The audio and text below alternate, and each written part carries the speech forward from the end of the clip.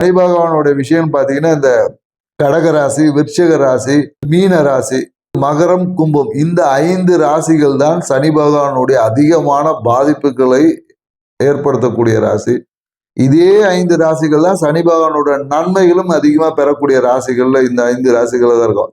நிறைய business people பெரிய பெரிய ஆளுங்க பார்த்தீங்கன்னா கடக ராசியில இருப்பாங்க, விருச்சிக ராசியில இருப்பாங்க, கும்ப ராசியில இருப்பாங்க, மீன ராசியிலும் இருப்பாங்க. அதில் மகர ராசிகள் பார்த்தீங்கன்னா நிறைய இந்த மேனேஜ்மெண்ட் ஸ்கில்ஸ், மேனேஜ்மெண்ட்ஸ் அந்த மாதிரி விஷயங்கள் மகர ராசியில் இருப்பாங்க. மீதி ராசிகள் எல்லாம் ஒரு நேரடியாக இல்லாம மறைமுகமான நன்மை தீமைகள்ல தான் இருக்கும். அதாவது நம்மளை சுத்தி எடுக்கக்கூடிய உறவுகள் சார்ந்த விஷயத்துல, நம்மளை சுத்தி நடக்கக்கூடிய நிகழ்வுகள் சார்ந்த விஷயத்துல தான் பாதிப்புகள் இருக்கும். அதனால இந்த 5 ராசிகள் மட்டும்தான் அதிகமான பிரச்சனையும் தரும், அதிகமான நன்மை அனுபவிக்கிற ராசிகள்.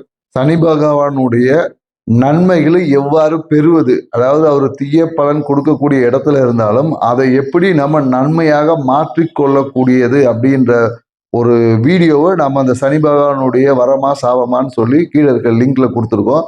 அதை நீங்க பார்க்கும்போது உங்களுக்கு அவருடைய நற்பலன்கள் எவ்வாறு பெறலாம், நம்மளுடைய வாழ்க்கை முறையை மாற்றுவதன் மூலமா மேலும் அவருடைய நற்பலன்கள் எவ்வாறு பெறலாம் என்ற ஒரு வீடியோ கொடுத்துருக்கோம். பார்த்து பயன்பெறுங்க. சப்ஸ்கிரைப் பண்ணுங்க, லைக் பண்ணுங்க. நன்றி, வணக்கம்.